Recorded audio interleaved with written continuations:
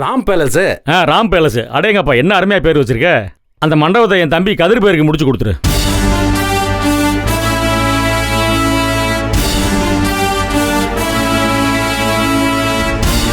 எப்பா சும்மா இல்லப்பா, இன்னைக்கு மார்க்கெட்ல என்ன விலையோ அந்த விலையை கொடுத்துறேனப்பா. என்ன யோசிக்கிற? என்ன அது பத்தாதா? எப்பா மெயின் ரோட்ல இருக்காது எனக்கு தெரியும். நாளாக வேலியை கூட்டிகிட்டே போகும்.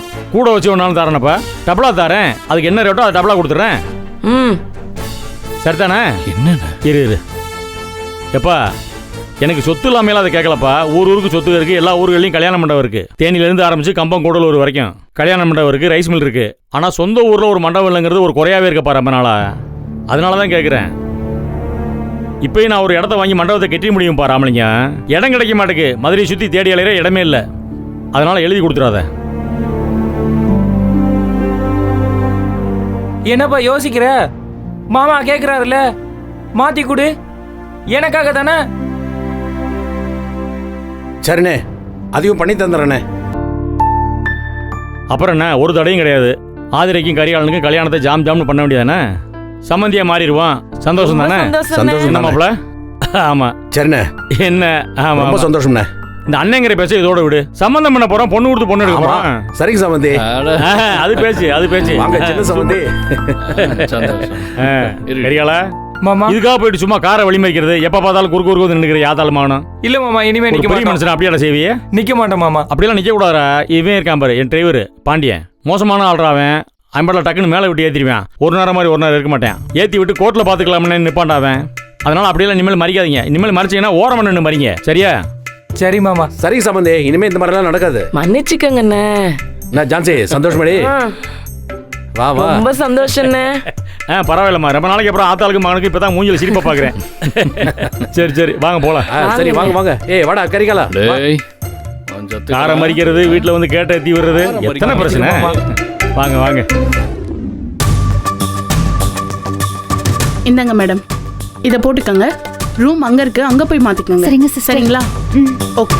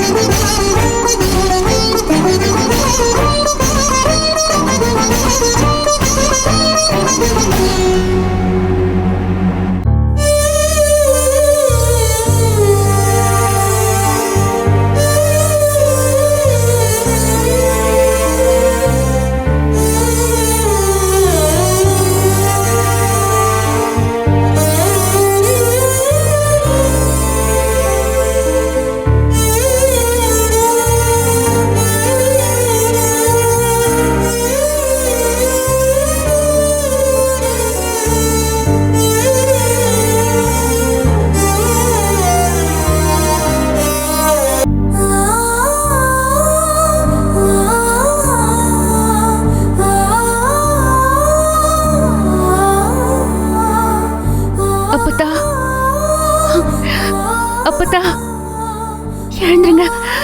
நான் ஜனனி வந்திருக்கேன் அப்பத்தா. அப்பத்தா கண்ணை திறந்து பாருங்க அப்பத்தா. அப்பத்தா ப்ளீஸ் அப்பத்தா எழுந்துருங்க. நீங்க வீட்டுக்கு வந்தா மட்டும் போதும். திரும்பவும் பழைய மாதிரி கம்பீரமா இருக்கணும். எனக்கு வேற எதுவும் வேண்டாம் அப்பத்தா. சொத்து வேண்டாம், 40% ஷேர் வேண்டாம், எதுவுமே வேண்டாம். நீங்க வந்தா மட்டும் போதும். ப்ளீஸ் அப்பத்தா. வாங்க அப்பத்தா, வீட்டுக்கு போலாம். அப்பத்தா எழுந்திருங்க அப்பத்தா.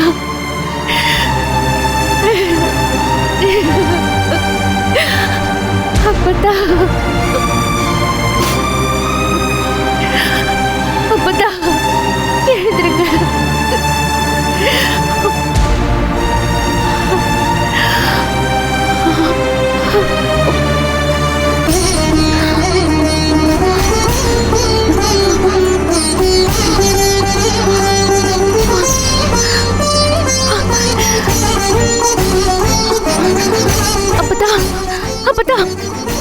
சொல்றது கேக்குதா அப்பதா? அப்பதா பேசுங்க அப்பதா. அப்பதா நான் ஜனனி வந்திருக்கேன். அப்பதா அப்பதா கேக்குதா? அப்பதா அப்பதா அப்பதா இது பாருங்க ஜனனி, நான் தான் அப்பதா ஜனனி. அப்பதா உங்களுக்கு ஒண்ணும் இல்ல. அப்பதா you'll be all right. அப்பதா you'll be all right. உங்களுக்கு எதுவும் இல்ல. நம்ம வீட்டுக்கு போயிடலாம் சீக்கிரமா. சரிங்களா அப்பதா? அப்பதா அப்பதா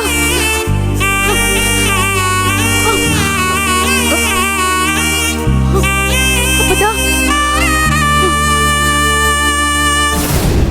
அப்பதா பேசுங்க அப்பதா. பேசுங்க. ஜீவானந்தம். அப்பதா புரியல. யாரு? மிஸ்டர் ஜீவானந்தம். ஜீவானந்தமா? யாரு அப்பதா? என்ன கேட்கணும் சொல்லுங்க அப்பதா.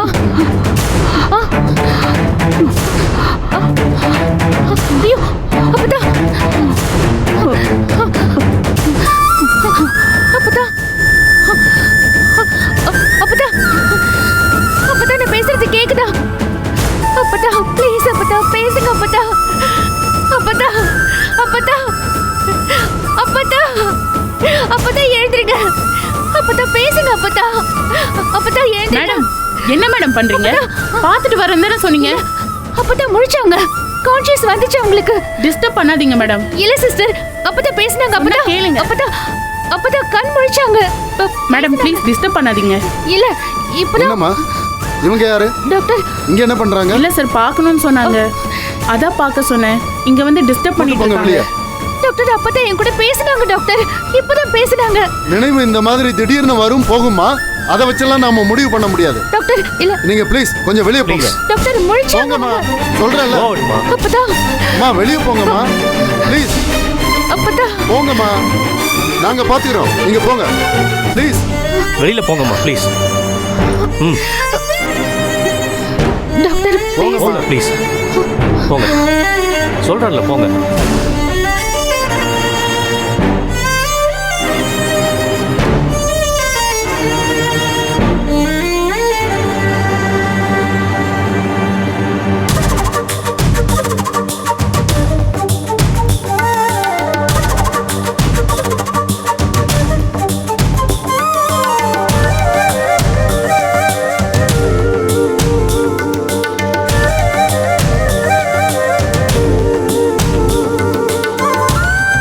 ஜனனி, என்ன நீ அப்பதாவை பாத்தியா?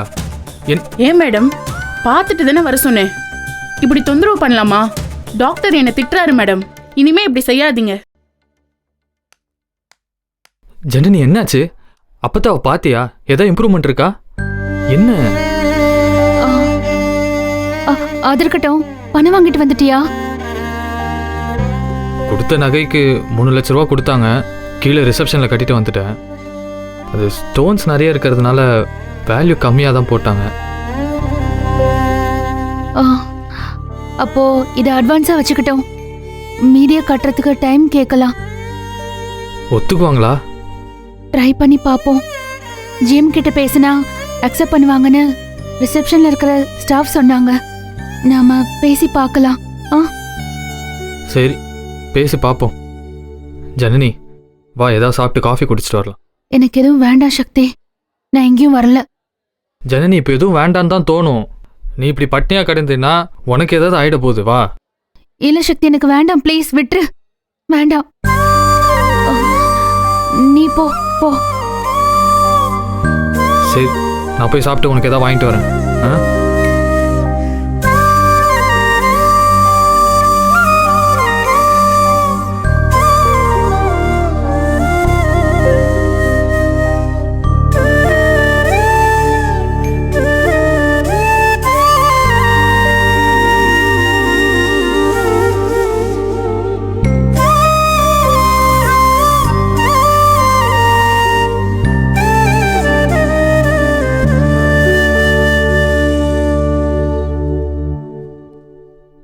மேடம், நீங்கள் 3 லட்சம் பே பண்ணியிருக்கீங்கன்னு பில்லிங் செக்ஷன்லேருந்து எனக்கு சொன்னாங்க. இது பாட்டியம்மா ட்ரீட்மெண்ட்டுக்கான கன்சர்ன் ஃபார்ம். சைன் பண்ணிடுங்க. எதுக்கு இது? என்ன அவசரம் இப்ப? மேடம், பாட்டியம்மாவோட நிலைமை ரொம்ப கிரிட்டிக்கலாக தான் இருக்குது. எனி டைம் என்ன வேணால் நடக்கலாம். Cat on the wall situation தான். நாளைக்கு எங்கள் சைடில் தப்புங்கிற மாதிரி இஷ்யூ வந்துடக்கூடாது இல்லையா? இப்போ பிபி கொடுக்குற டோசேஜ் வேற அதிகமாக இருக்கு. இதெல்லாம் நீங்கள் ஒத்துக்கிட்டு சைன் பண்ணணும். இப்ப யார் இதுல கையெழுத்து போடணும்? நான் தான் பண்ணுவேன். ஜனனி இருங்க. இல்லக்கா, அப்பதான் is my responsibility.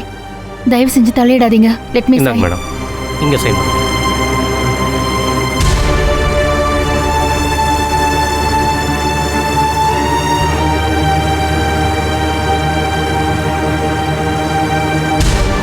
Thank you madam. Janani, நான் சொல்றேன்னு தப்பா எடுத்துக்காத. ஏதோ பிபிக்கு டோசேஜ் அதிகமாகுதுன்றாங்க, கிரிட்டிக்கல்ன்றாங்க. பயமா இருக்கு ஜனனி. வீட்டுக்கு போனை போட்டு சொல்லிடுவோம். சொல்லாம இருக்கிறது தப்பு. வேண்டாம்க்கா. கண்மூடித்தனமா பேசாத ஜனனி.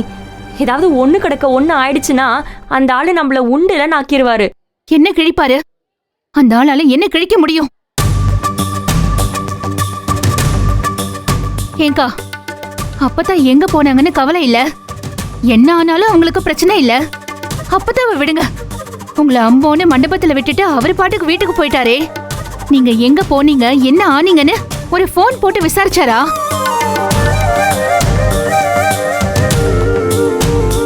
அந்த ஆளு உங்களை மதிக்க மாட்டாருக்கா, கண்டுக்க மாட்டாரு.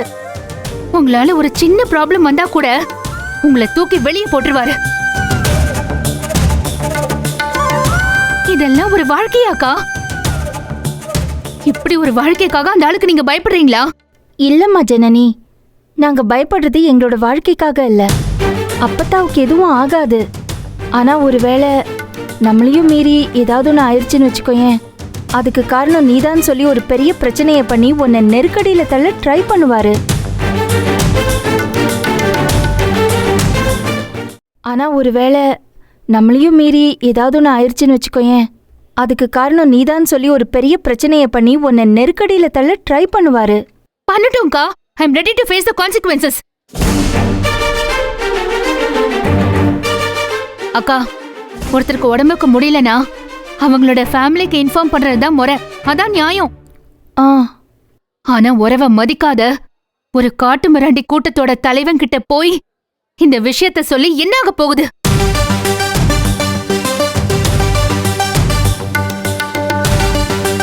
இந்த நிமிஷம் வரைக்கும் ஒரு போன் கூட வரல. கேட்டா எப்போதும் தான் காணாம போயிடுவாங்கல்ல, அவங்கள பத்தி எனக்கு என்ன கவலைன்னு கேட்பாரு. நீ கேட்கறது எல்லாமே சரிதான். நீ சொல்றது எல்லாமே ரைட்டு தான். ஆனா இது ரைட்டு தப்பு பார்க்குற நேரம் இல்லை ஜனனி. இங்க பாரு, அவங்க எவ்வளவு பெரிய ராட்சச கூட்டம்னு உனக்கு தெரியும். அவங்க நினைச்சது நடக்கணுன்றதுக்காக என்ன எக்ஸ்ட்ரீமானா போவாங்க. போகட்டும்க்கா. எந்த எக்ஸ்ட்ரீமுக்கு போறாங்கன்னு நானும் பாக்குறேன். சரி ஜனனி, இன்னும் எவ்வளவு நேரம் தான் சொல்லாம இருக்க முடியும்? இந்தா இப்ப நம்ம ரேணுகா வீட்டுக்கு போயிருக்கா. அவகிட்ட விசாரிப்பாங்க. அவ சொல்லலன்னா அவளை போட்டு பாடா படுத்துவாங்க. அதையும் மீறி சொல்லாம இருந்தான்னு வச்சுக்கோயேன், தா எனக்கும் நந்தினிக்கும் மாத்தி மாத்தி போனை போடுவாங்க. அப்படி அவங்களால முடியலன்னு வச்சுக்கோயேன், நம்ம பிள்ளைங்களை வச்சு எமோஷனலா டார்ச்சர் பண்ணுவாங்க. இது பாரு, இன்னைக்கு நைட்டு மேக்சிமம் நாளை காலையில விஷயம் வெளியில வரப்போகுது. அப்புறம் அவங்களுக்கா தெரிஞ்சதுன்னா பிரச்சனை பெருசாயிடும். அப்பத்தாவோட ட்ரீட்மெண்ட்டை பாதிக்கிற அளவுக்கு அது கொண்டு போயிடும். வேண்டாம் ஜனனி, கொஞ்சம் யோசி. நாமளா சொல்லிடுறது நல்லது தானே? ஆமா ஜனனி. இல்லக்கா, எனக்கு சொல்ல வேண்டாம் தான் தோணுது. அதையும் மீறி சொல்றதுனால உங்களுக்கு நிம்மதி கிடைக்கும், மனசு லேசாகும்னா சொல்லிடுங்க. ஆனா அந்த ஆளு வந்து என்ன பண்ண போறாருன்னு மட்டும் பாருங்க.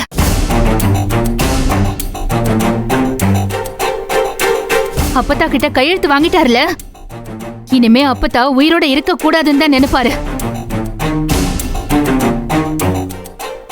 அதுக்கு அப்பத்தா ஹாஸ்பிட்டல் இருக்கிறது அவருக்கு வசதியா போச்சு. ட்ரீட்மெண்ட்டை கெடுக்கிறதுக்கு என்னென்ன வழி செய்யணுமோ அத்தனையும் செய்வாரு.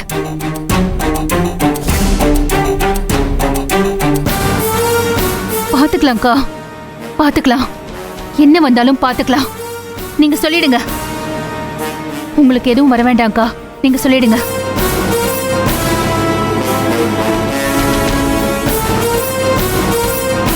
போயிட்டு வந்துடுறேன். ஆ ம். அக்கா ரேணுகா அக்கா கிட்ட சொல்லிடலாம். இவ்வளோ சமாளிக்கிறது கூட ஈஸி. உங்க வீட்டுக்காருக்கு தானா தெரிய வந்ததுன்னா ரொம்ப கஷ்டமாயிரும். நம்ம சொல்லிடுவோம். இந்த ஃபோன் கொடுங்க. சொல்லு.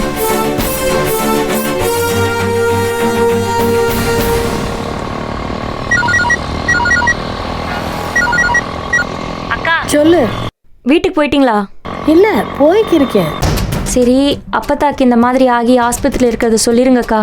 ஏன், என்னாச்சு? அப்பத்தாக்கு எதுவுமா? அப்படியே தான் இருக்காக. ஆனால் ஏதேதோ சொல்கிறாங்க. பிபி மருந்து டோசேஜ் வேற ஏதோ ஏற்ற போகிறாங்களாம். கையெழுத்தெல்லாம் வேற வாங்கிட்டு போகிறாங்க. நீங்கள் கிரிட்டிக்கல்னு சொல்லிக்க வேண்டாம், ஆஸ்பத்திரியில் இருக்காங்கன்ற மாதிரி சொல்லிக்கோங்க. சரி, ஜனனி என்ன சொல்கிறா? அவள் வேணான்னு தான் சொல்லிக்கிட்டு இருக்கா. சொல்லாமல் இருக்க முடியாதுல்ல.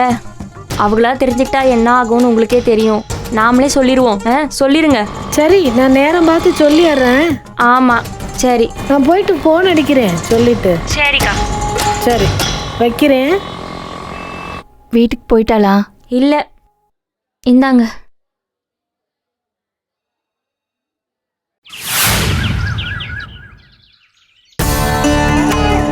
என்னடி சொல்ற?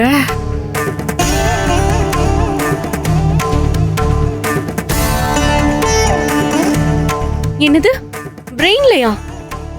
ஸ்ட்ரோக்கு? என்ன உளறீங்க? நல்லா தானே இருந்தாங்க, அப்புறம் எப்படி சடனா?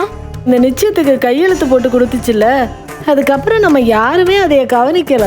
அது பாட்டுக்கு அப்படியே இறங்கி ரோட்டுக்கு போயிருக்கு.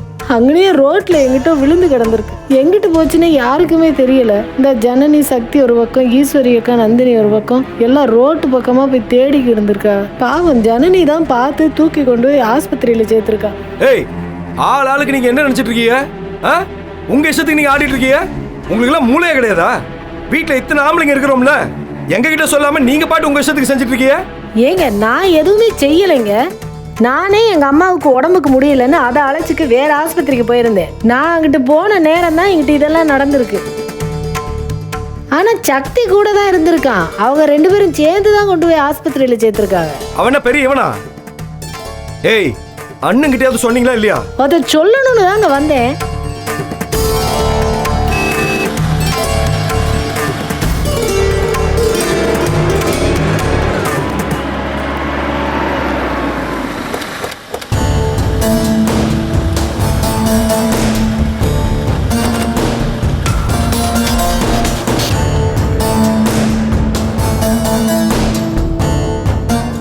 பாவிகளா, என்னடி கூத்தடிக்கிறீங்க?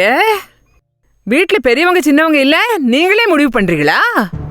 என்னடி பெரியத்தனம் பண்ணிட்டு இருக்கீங்க? என்னம்மா, என்ன பிரச்சனை? எப்பா, உங்க அப்பத்தாவுக்கு ஏதோ வந்துருச்சாப்பா. உசுருக்கே ஆபத்தான். நம்ம கிட்ட கூட சொல்லாம கொண்டு போய் ஏதோ ஆஸ்பத்திரியில சேர்த்துட்டு வந்துட்டாளுங்க. என்னம்மா, என்னாச்சு? ஸ்ட்ரோக், மூளையில பக்கவாதம். என்னடி பக்கவாதமா? நல்லா தானடி இருந்துச்சு. என்னப்பா இது? நான் வேற அதை என்னென்னமோ பேசிவிட்டேன். அந்த மன வருத்தத்துல தான் போயிருப்பாங்க. ஏமா, இப்போ அதான் ரொம்ப முக்கியமாம்மா. ஏமா, அதுக்கு உடம்புக்கு ஏதாவது முடியல, ஏதாவது அவசரம்னா எனக்கு தானே நீங்கள் ஃபோன் பண்ணியிருக்கணும். நீங்களா முடிவு பண்ணி எப்படிமா போய் ஆஸ்பத்திரியில் சேர்த்தியே? அண்ணா, இவங்க இல்லைண்ணே, ஜனனி சக்தியும் தான் கொண்டு போய் சேர்த்துருக்காங்கண்ணே. ஜனனி கொண்டு போய் சேர்த்தாளா? அவளுக்கு அப்பத்தாளுக்கு என்னப்பா சம்பந்தம்? அவ எதுக்கு தூக்கிட்டு போனா? என்ன மாமா இப்படி கேக்குறீங்க? அப்பத்தா கையெழுத்து போட்டு கொடுத்ததோட சோலி முடிஞ்சுட்டு நம்ம அவளை எங்க பார்த்தோம்? கையை கழுவுன மாதிரில அப்படியே விட்டுட்டோம். அப்படியே இறங்கி ரோட்டுக்கு போயிருக்க அப்பத்தா. ஒருத்தர் நம்ம அதை கவனிக்கல. பாவம், அந்த புள்ளதான் அப்பத்தா பின்னாடியே போய் எங்க போச்சுன்னு தேடி பிடிச்சு அது ரோட்ல விழுந்து கிடந்ததை பார்த்து அள்ளி கொண்டு போய் ஆஸ்பத்திரியில் சேர்த்துருக்கு. அவளுக்கு என்ன சம்பந்தம்னு கேட்டா எப்படி மாமா? ஏமா, ஏய், நான் கையும் கழுவுல காலும் கழுவுல, சும்மா தேவையில்லாமலாம் நீ பேசிட்டு இருக்காத. பிடிக்குதோ பிடிக்கலையோ, அது எனக்கு அப்பத்தா, எனக்கு தான் உரிமை இருக்கு, புரியுதா?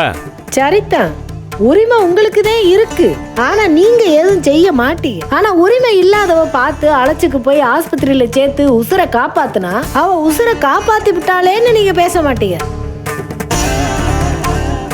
அவ யார் அந்த உசுரை காப்பாத்த, எப்படி அந்த உசுரை காப்பாத்தலாம்னு வியாக்கியானம் பேசுவீங்க. சரிதானே? எப்படி மாமா உங்களால முடியுது? ஏன் ஞானா, உன் பொண்டாட்டி தேவையில்லாமல் அதிகமாக பேசிட்டு இருக்காப்பா. அப்புறம் நான் எதையாவது சொல்லி போடுவேன். அப்புறம் என் மேலே தான் குத்தம், அதிகமாக பேசிட்டாரு அப்படி இப்படின்னு எதையாவது சொல்லிட்டு இருப்பியே. ஐயா மாமா, நான் எதுவுமே பேசல, ஆளை விடுங்க. அங்கிட்டு ஆஸ்பத்திரியில செலவுக்கு கூட காசு இல்லாம பொம்பளை ஆளுகள்லாம் அல்லாடிக்கு இருக்காங்க, நீங்க அதை போய் பாருங்க. ஏய், எதுக்குடி அல்லானோ? எனக்கு ஒரு போனை போட்டு சொல்லியிருந்தா பணத்தை கொண்டு போய் நாங்க கட்டிருப்போம்ல. ஆமா, கட்டியிருப்போம்ல, செஞ்சிருப்போம்லன்னு எல்லாத்தையும் முடிக்கிற மாதிரியே பேசிக்க மட்டும் இருங்க. சொல்லியாச்சே, என்ன செய்ய போறீங்க? செஞ்சவளை ஏசுங்க, செய்ய வேண்டியதை விட்டுருங்க. ஏய், என்னடி வாய் நீளுது? ஓவரா பேசிட்டு இருக்க. இந்தாருங்க, பேசாம இருங்க, சொல்லிவிட்டேன். நானே அம்புட்டு விஷயத்தையும் மனசுல போட்டு புதைச்சு புழுங்கிக்கு இருக்கேன். எதுவும் சொல்ல வேண்டாமேன்னு பாக்குறேன். அப்புறம் நான் பேசிவிடுவேன், நல்லா இருக்காதான். ஏய், என்ன பேசுவ? என்னடி பேசுவ? என்ன வந்துச்சு இப்போ? என்ன வந்துச்சாவா? ஏன் கேட்க மாட்டிய? இந்த ஒரு பேப்பரும் பேனாவும் எடுத்துக்குவா, எழுதிக்கிறட்டும். என்னமா தான் வருது எனக்கு. இந்தா நிக்கிறானே உங்க தம்பி கம்பீரமா. இவன் குடிச்சுப்பிட்டு எப்படி மல்லாந்து கிடந்தான்னு உங்களுக்கு தெரியுமா? அங்கன வந்து ஒரு 8 பாத்தியலா? பார்க்கணும்னே தோணல. பொம்பளை ஆள் 2 பேரை அழைச்சு அவனை போய் எழுப்பி தூக்கிட்டு வான்னு சொல்லி அடுப்புனியலே. நாங்க எப்படி தூக்கிக்கு வருவோம்னு யோசிச்சலா 2 பேரும்? என்ன செய்வாங்க, எப்படி தூக்குவாங்க, எதையும் யோசிக்கிறது இல்ல. அவனை அழைச்சுக்கு வர்றதுக்குள்ள நாங்க எப்படி கஷ்டப்பட்டோம்னு தெரியுமா? கேட்க வந்துட்டாரு. இந்தருங்க, சும்மா அதையே சொல்லிட்டு இருக்காதீங்க. என்ன பேச வந்தீங்களோ அதை மட்டும் பேசுங்க, தேவையில்லாதெல்லாம் பேசாதீங்க. வேலை என்னமோ அதை மட்டும் பாருங்க, போதுமா? ஏன் நாங்க பார்த்த வேலையை தான்ப்பா சொல்லிக்கிருக்கோம். குடிச்சுட்டு கிடந்த உன்னைய குளிப்பாட்டி தூக்கிக்கு வந்தது நாங்க தான், அதைத்தான் சொல்லிக்கிருக்கேன். நீ அமைதியா இரு, சலம்பாத. உங்களை என்ன நாங்க தனியா விட்டோம்? கூட ஈஸ்வரியோட அப்பாவும் நந்தினியோட அப்பாவும் வந்தாங்கல்ல. ஆமாமா, அந்த 2 பேரும் அப்படியே வாடியில பாயிர காளைங்க பாருங்க. அவங்க அப்படியே அவனைய அள்ளி எழுப்பி தூக்கிக்கு வந்துருவாங்க. கூச்சமே இல்லாம பதிலுக்கு பதில் எதையாவது சொல்ல வேண்டியது. அந்த நந்தினி அப்பாவெல்லாம் பாவங்க. பொண்ணு கொடுத்த மாப்பிள்ளை வேட்டி வர்றது கூட தெரியாம இப்படி விழுந்து கிடக்குறானேன்னு அழுத மேனிக்கே அவன் தலையில தண்ணி ஊத்தி அவனை எழுப்பி கூட்டிக்கு வந்து அவனை நிக்க வச்சாரு. இவன் காலில் இருக்கிற செருப்பு கலத்தி என்னை அடிங்க மாமா அடிங்க மாமான்னு நிக்கிறான். எவ்வளவு வயிற்றுச்சலா இருந்தது தெரியுமா எங்களுக்கு? மத்த வகையில மதிக்கல, சரி மனுஷனா கூட பார்க்க மாட்டியலா? ஒரு பக்கம் குடிச்சுட்டு மல்லாந்து கிடக்குற உங்க தம்பிய விட்டு கொடுக்காம பேசுறிய, அதே சபையில வச்சு ஈஸ்வரி அக்காவையும் நந்தினி அவளையும் அப்படி அவமானப்படுத்துறிய. நீங்க சொல்றத கேட்டதை தவிர நாங்க வேற என்ன செஞ்சோம் சொல்லுங்க? ஆனா நாங்க எல்லாம் அதை எதையுமே கேட்க கூடாது, கேட்க முடியாது. ஏன்னா நாங்க எல்லாம் பொம்பளை, அப்படித்தானே மாமா? தருமா, நீ எதுக்குமா இப்போ தேவையில்லாதெல்லாம் பேசிட்டு இருக்க? எங்கள் அப்பா தான் எந்த ஆஸ்பத்திரியில் வச்சிருக்கீங்க அதை மட்டும் சொல்லுமா போதும். நான் திண்டுக்கல் ரோட்ல போனா ஆர்த்தின்னு ஒரு ஆஸ்பத்திரி இருக்கேன், அங்கனதான் கொண்டு போய் வச்சிருக்காங்க. எது, திண்டுக்கல் ரோட்லையா? என் ஊரில் வேற ஆஸ்பத்திரியே இல்லையா? ஊருக்கு வெளியே எங்கேயோ ஒரு ஆஸ்பத்திரி போய் வச்சிருக்கீங்க. அதை நீங்க சேர்த்தவளதான் கேட்கணும். நீ எதுவும் பேச வேண்டாமா? கேட்டா அப்படியே 7 முழத்துக்கு அளப்ப. நீங்க யாரும் வர வேண்டாமா, எங்க அப்பா தான் நான் பார்த்துக்கிறேன், விடுங்க.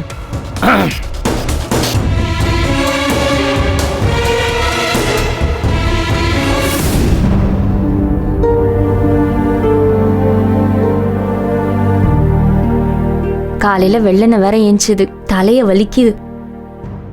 ரேணுகாக்கா வேற வீட்டுக்கு போய் சொல்லிட்டாங்களான்னு தெரியலையே, என்ன இருக்குமோ தெரியல.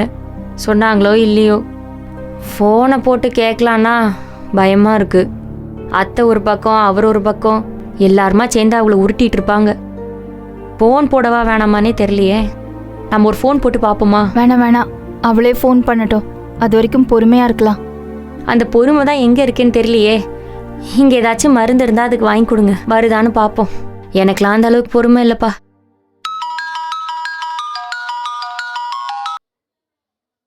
சார் சொல்லுங்க. மேடம், அர்ஜென்ட்டாக வர சொல்லி வாய்ஸ் மெசேஜ் அனுப்பியிருந்தீங்க. நான் வந்துட்டேன் மேடம், இங்கே தான் இருக்கேன். உள்ளே வரவா மேடம்?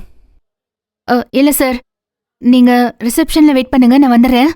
சரி, ஓகே மேடம். அக்கா கொஞ்சம் இருங்க, நான் போயிட்டு வந்துடுறேன். ஆ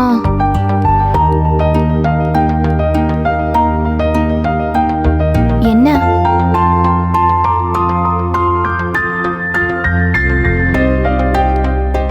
சார். என்ன மேடம்? என்ன மேடம் சொன்னாங்க? No sir, situation is still the same.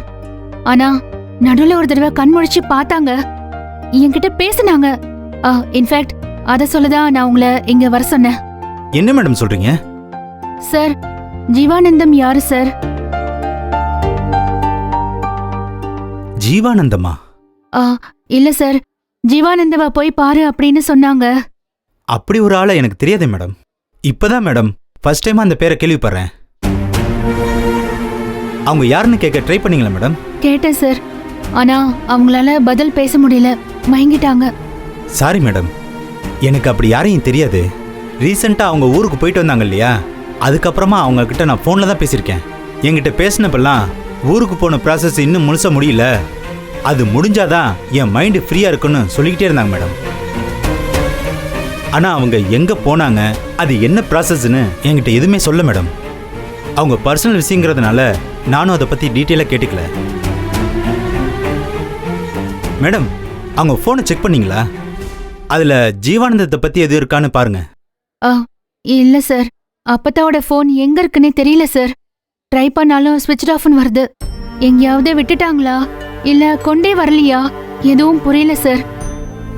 தேடணும் சார். நான் என் சைட்ல இருந்து ட்ரை பண்றேன். உங்களுக்கு ஏதாச்சும் ஸ்ட்ரைக் ஆச்சுன்னா, ஏதாச்சும் க்ளூ கிடைச்சதுன்னா சொல்லுங்க.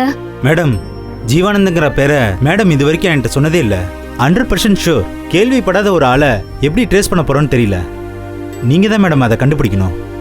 ஓகே சார், அவரை எப்படி ரீச் பண்றதுங்கிறது ஒரு பக்கம், ஆனா ரீச் பண்ணா கூட அவர்கிட்ட இருந்து என்ன கிடைக்கும்னு எனக்கு புரியல. ஒருவேளை நான் பணத்துக்கு என்ன பண்ண போறேன்னு நினைச்சு அப்பதான் அவரை ரீச் பண்ண சொல்லிருப்பாங்களோ. அவர்கிட்ட இருந்து ஃபினான்ஷியல் ஹெல்ப் கிடைக்குமா இல்ல வேற ஏதாவது சப்போர்ட் கிடைக்குமான்னு எனக்கு தெரியல. எனக்கும் தெரியல மேடம். சரிங்க சார், நான் ட்ரை பண்றேன். ஒருவேளை அப்பதான் அதுக்குள்ள கண் முடிச்சிட்டாங்கன்னா இது எதுக்குமே தேவை இருக்காது. And I'm hoping and praying for that to happen. Let's see. Okay madam, அப்போ நான் கிளம்புறேன். ஓகே சார், வரேன் மேடம்.